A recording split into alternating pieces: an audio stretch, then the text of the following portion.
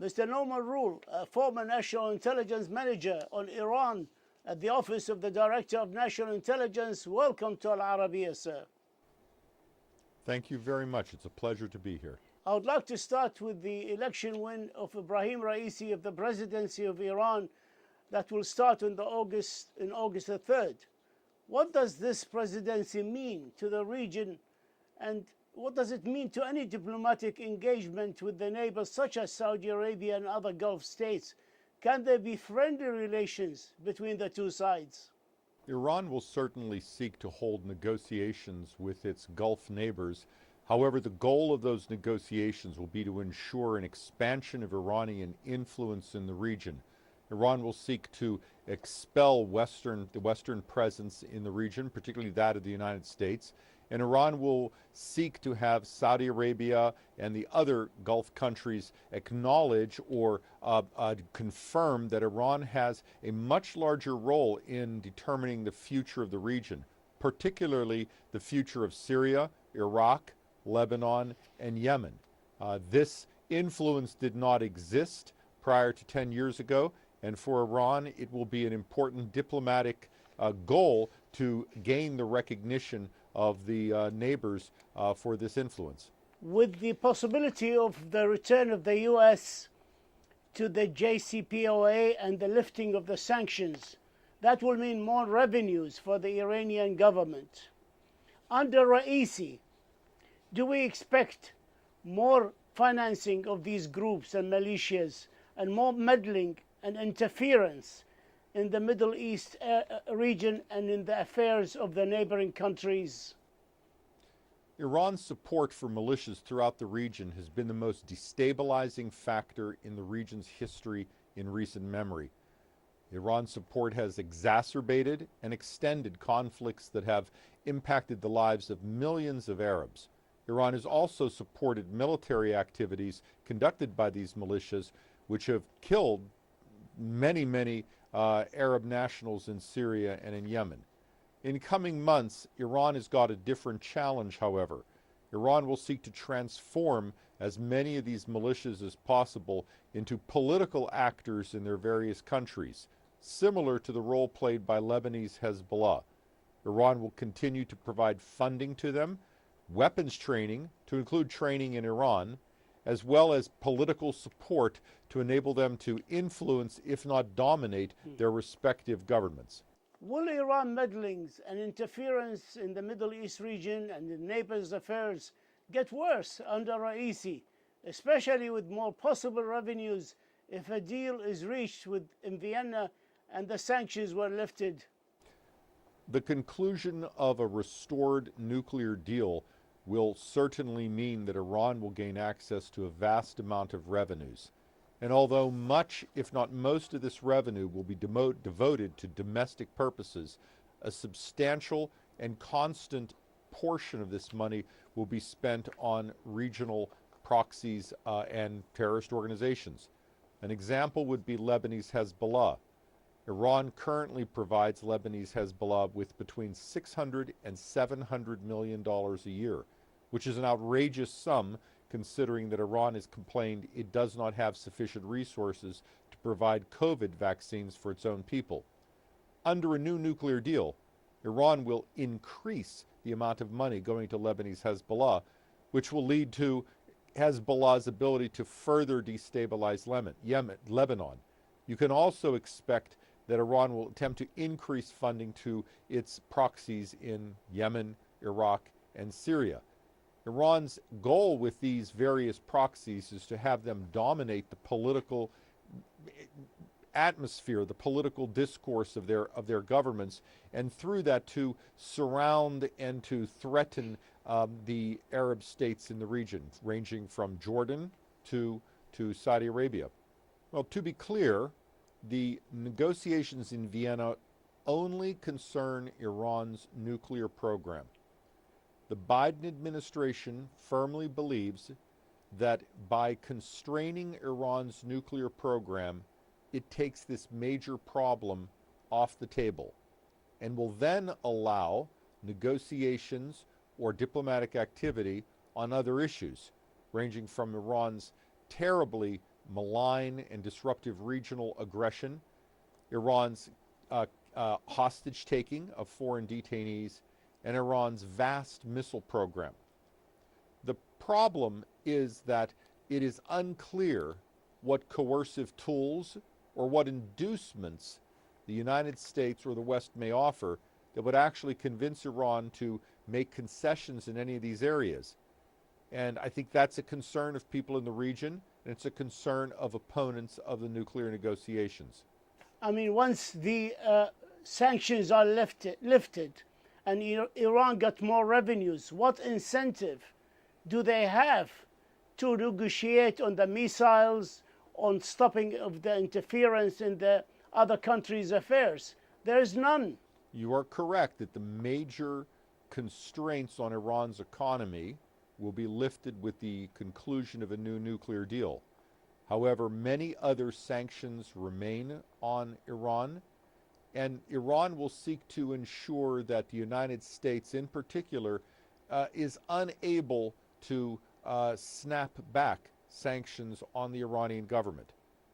I think it is the hope of the negotiators in Washington that in the future, by dealing with Iran on those issues, America's role in sanctions in the future, that could become a factor in compelling Iran to make concessions on its regional activities.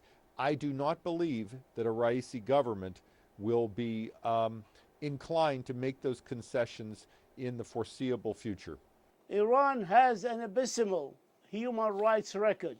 Raisi played a leading role in the persecutions of thousands of Iran political prisoners. How do you think his presidency will affect prisoners, political and human rights activists, as well as ordinary Iranian citizens? You are correct. President Ebrahim Raisi's human rights record is extraordinarily bad. He has played a direct and personal role in the deaths of thousands of innocent Iranians. He has also spoken of the harshest penalties for political protesters in Iran and has threatened dismemberment for individuals involved in corruption. There is every reason to believe that his views on political protests in the future will follow this pattern, that he will push for the most rapid and severe punishment for those who protest against the regime and those who he believes would represent a threat to the control of the hardliners within Iran. With Ibrahim Raisi's election win to become Iran's 8th president means Iran's conservatives will now control all three branches of government: executive, legislative, and judicial. How do you think they will be able to confront the economic deep crisis exacerbated by the COVID-19 pandemic and the calls for constitutional reform? Raisi ran, after all, on a platform to improve the economic situation. You are correct. Iran's economy, in part because of Western sanctions, is in a terrible position. But Iran's economic problems are also the fault of its own leadership. When the original nuclear deal was signed in 2015, Iran's economy initially improved as it gained access to revenues, but then failed to recover. And this produced protests in which the Iranian people correctly stated that their own government was at blame for this mismanagement. We are likely to see a similar situation. Raisi understands that he must retain the support of Iran's broader population if he is to become the supreme leader. I think you will see him undertake activities that will focus on improving self-reliance by the Iranian economy. This is something the supreme leader has advocated. He will undertake activities to improve their response to COVID, and I think he will make a number of rhetorical statements, at least, to demonstrate his sympathy for the position of Iran's vast population of poor and people living under the poverty line. It is unlikely, however, given his statist economic policies, that he will be able to turn the economy around in the foreseeable future. But as long as the economy is not so bad that it produces massive unrest that threatens the stability of the Islamic Republic, I don't think that that will be too significant of a concern to Iran's decision makers. The latest Israeli drone attack on a facility that manufactures centrifuge equipment for uranium enrichment. Some observers consider this attack a declaration for the future by Israel that it will do what it has to do to stop Iran from obtaining a nuclear weapon. Do you agree with such logic? The Israeli government has consistently stated three fundamental principles for its posture towards Iran. The first is that Israel will not rely solely upon Western promises of protection against Iran. It must be responsible for its own defense. That's reasonable. Every country, every leadership of a country defends its own people and would not outsource that to another country. The second issue is that Israel repeatedly has been told by the Iranian leadership that Tehran seeks to eradicate the country of Israel. Iranian missiles often will be marked with Hebrew language to say death to Israel. This is the only country in the region that Iran routinely talks about destroying. And the final point is the Israeli government has stated that it will do whatever is necessary to prevent Iran from acquiring a nuclear weapon, and it does not believe that the nuclear deal provides a permanent guarantee in regards to that. The JCPOA, does anybody believe really that the JCPOA Joint Comprehensive Plan of Action is still the best way to ensure Iran's nuclear program is peaceful? The Joint Comprehensive Plan of Action nuclear deal placed unprecedented, long-term international oversight over Iran's civilian nuclear architecture. The extent of that oversight is such that it provides great confidence to the international community that Iran is not diverting aspects of that program to a covert nuclear program were Iran to decide to establish such a nuclear program. The nuclear deal also requires that Iran export vast amounts of its enriched uranium, limit its ability to enrich uranium, and place constraints on other aspects of its technology. So we should be clear, whatever one's views on the nuclear deal, it does place significant constraints on Iran's nuclear program. However, the deal does not place permanent constraints on all aspects of the program, and those constraints, when they expire, cause concern to critics of the deal. The Biden administration has repeatedly stated that after the conclusion of a return to the nuclear deal, it will seek negotiations to establish a longer, a better, a stronger deal. But as I stated earlier, it's unclear what inducements or coercive tools will remain that will cause Iran to seek such or to accept such additional restraints on its nuclear enterprise. But Iran, sir, forgive me for arguing, Iran is not abiding by the JCPOA. The United Nations Secretary General report delivered to the Security Council this week, and which will be discussed on the 30th of June, speaks about violations by the Iranian regime, enrichment up to 60%, when they are allowed only under 4% enrichment levels. And also, you know, there are other infringements that the International Atomic Energy Agency documented against Iran. So Iran is not playing by the rules with the JCPOA. But it's also stated that all these measures taking place since the 1st of July 2019 are reversible. Do you think and do you believe the Iranians are willing to reverse their violations? You are correct. Iran is in gross violation of its nuclear commitments. And we need to remember that the purpose of the nuclear deal was not to provide sanctions relief on Iran. The purpose was to end the Iranian nuclear threat to the international community and to its neighbor. The purpose of the nuclear deal was Iran had a nuclear weapons program until about 2003 to 2004. It continues to lie that it did not have such a program. And you are also correct that Iran has violated that agreement and has done so in ways that it does not require for its civilian nuclear program. And let me give you two examples. First, Iran retained a vast cache of documentation on how to build a nuclear weapon. Iran has denied this, but the Israelis, in an extraordinary intelligence operation, spirited out of Iran a large portion of documents which prove what the international community has been saying for many years. And Iran does not need that documentation if it seeks a peaceful program. Further, you mentioned 60% enrichment, and this is correct. Iran's parliament has periodically called for this. It claims that it needs this as a potential basis for research and naval nuclear propulsion. But again, they're lying. Iran does not have a naval nuclear program, and it would be at least a decade, if not 2 decades, before it had such a program.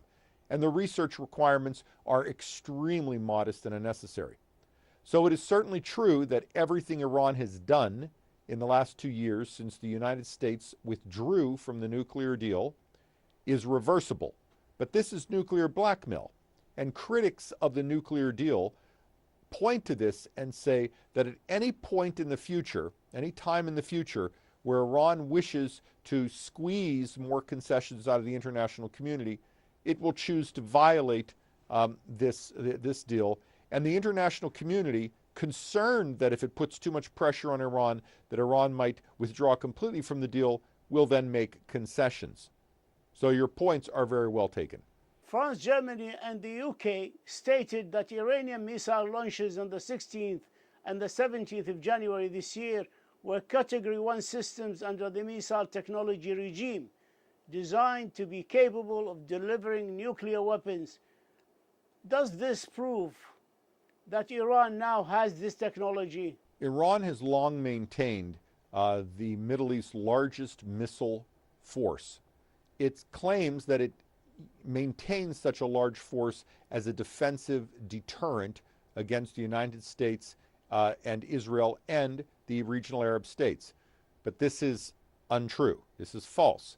Iran does not need such a vast system, and it knows, Iran's leadership understands that the United States, in time of a conventional conflict, could eradicate this system. So the missile program is largely based to project power and to threaten its neighbors.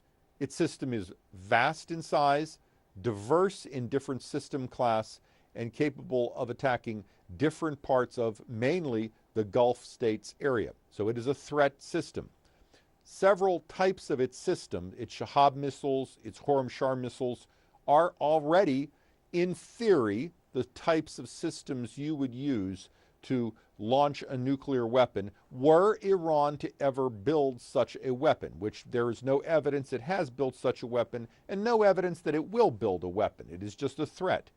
I should also note that Iran has a space launch vehicle program, which many suspect, based on the nature of the program, the people involved, and the type of technology it uses, is actually a way that Iran is building capability to acquire an intercontinental ballistic missile, which would allow it to threaten virtually most countries in the world, to include the United States and the United Kingdom. We thank you, sir, for this extremely informative interview, and we thank you for your time and wish you all the very best. Thank you, sir. You're welcome. Thank you.